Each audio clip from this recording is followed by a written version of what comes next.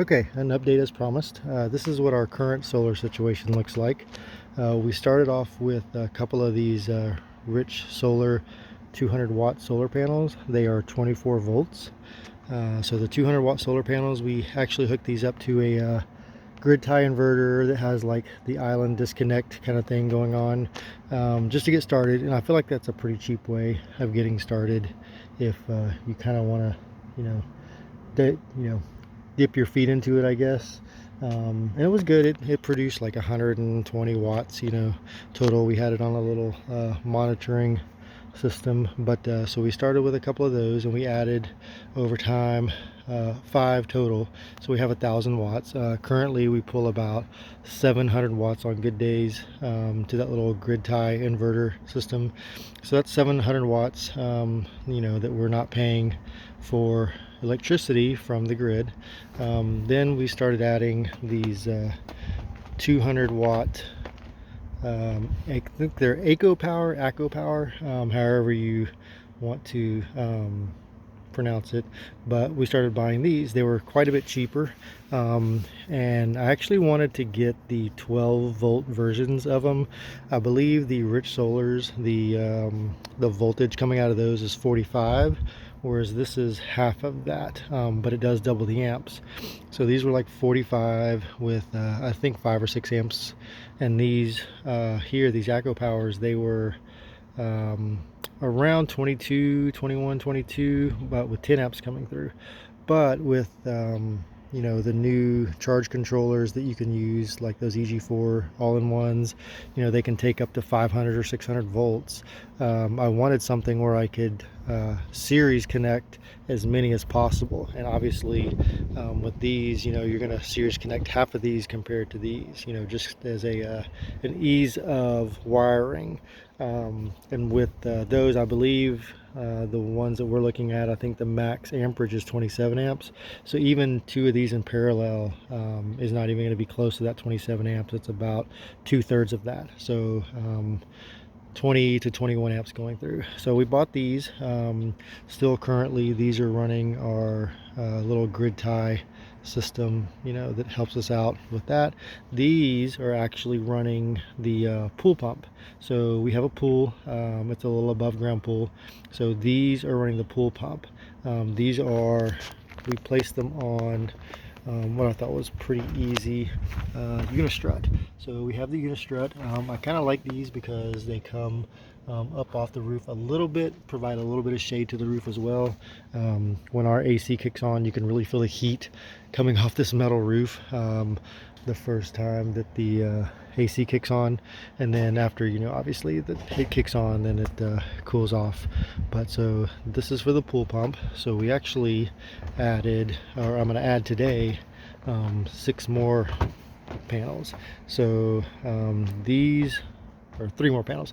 These 3 are going into a Renogy 40 amp charge controller, but it only can handle 100 volts. So with these added up, it equals almost too much if I added a 4th.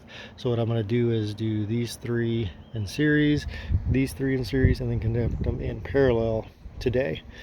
So that is our current situation on our big panels. Now for the garage, everybody kind of starts off probably with these little 100 watt solar panels. I would not recommend buying 100 watt solar panels anymore if you want to use it for like a home application. I know a lot of people get started with this, which I guess is a great way to get started, but it's much better to just get the 200 watt solar panels, because these I kind of regret buying. I mean, it was a good learning experience, but it would have been nicer just to have the 200 watts out there. But anyway, so these are for our garage. Again, we put these on Unistrut, and then this is all actually Unistrut hardware. So we used all the Unistrut hardware with everything on the first set that we did. I would probably change going from the Unistrut washers to just regular fender washers. That's just a little added expense that we probably didn't need. With the 200 watt solar panels, I use the 1/2 inch bolts and the 1/2 inch Unistrut nuts, and I think that's fine. I mean, I wanted something that was going to be beefy, plus you get a 1/2 inch distance in between the two panels, and you can see that. With these we used, I believe it's the 3/8 inch for the smaller ones, which is fine because they obviously are smaller and lighter, a little bit less space in between these, but it's, you know, it's been good. So this is, we have 10 panels here. So I've got a Bouge RV charge controller, which can handle up to 150 volts. Yeah, 150 volts.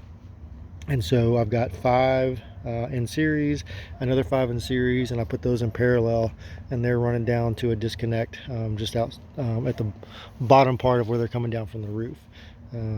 Again, I probably would not buy these again. I mean, we unfortunately started with the 100-watt panels, which is a good way, it's an okay way to start, but I certainly would do the 200-watt panels instead of these guys. So our latest addition from the Unistrut type application is we got these S5 brackets. So we have that raised seam roof, so we bought these S5 brackets, and this was so much easier to install compared to the Unistrut with cutting the holes exactly where we need to match our raised seam roof. They weren't exact, like the two ends were exact, but I had to extend a couple of the holes so I could get 4 feet, you know, in between them. These obviously they are perfect because they're exactly where you want them. The only problem, not problem, but the only difference is I had to do these in a landscape style compared to those on a portrait. So probably what I'm going to do is I'm going to wind up putting that whole Unistrut section over here, because I still have plenty of roof line going this way, and so I'll probably line them up right here, just right underneath these guys, and then the whole rest of the roof line do the landscape going all across the roof system. You can see we have a pretty big roof. Eventually I'm going to have to cut those trees back once I want to get stuff over there, but this is 2, 4, 6, 8, 10, 12, 14, 1600 watts, and it only goes halfway, so that would be 3200 watts just on that top row, or 3200 watts in this little square right here.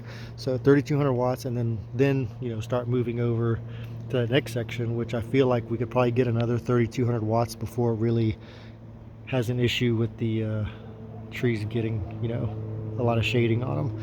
But so this is where we're at. This is our solar stuff on the roof.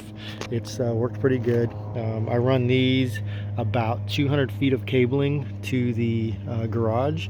I've got some thick 10 gauge cable with some thick sheathing on it, and so that's going to the garage. It's protected in some conduit, and it's a long way to go, but because of the fact that I'm running the higher voltage, there's almost zero voltage drop, which is nice. So eventually I will probably repurpose all of these to our big main system, and then just run the garage through the main breaker again, which is what it used to be, and then that way these can all go into one, which is about 4,000 watts of solar between these and a couple I have on the ground doing some, you know, fun stuff with, as far as that's concerned.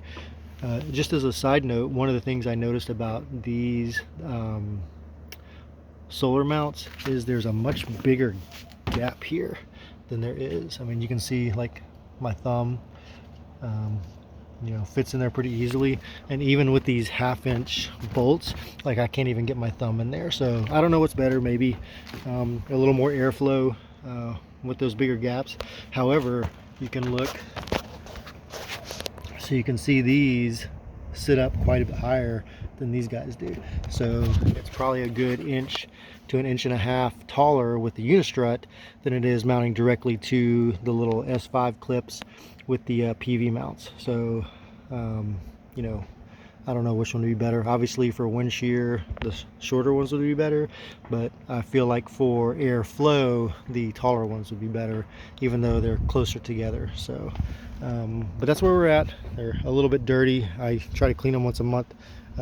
It's really dusty right now in Texas because we have not had rain in a month at least. I want to say at least a month. So everything's just really dusty right now. So I've been getting up here every couple of weeks to wash these off, just because of the fact that there's dust flying everywhere. Yesterday I was looking at the road and literally it was just dust flying down the road when a car drove by. It's just so dry here. But this is where we're at. So I hope you guys enjoy part 1 of the update, and I'll start filming what I have set up in the garage so you guys can see that. Thanks. You guys be safe. Have a good one.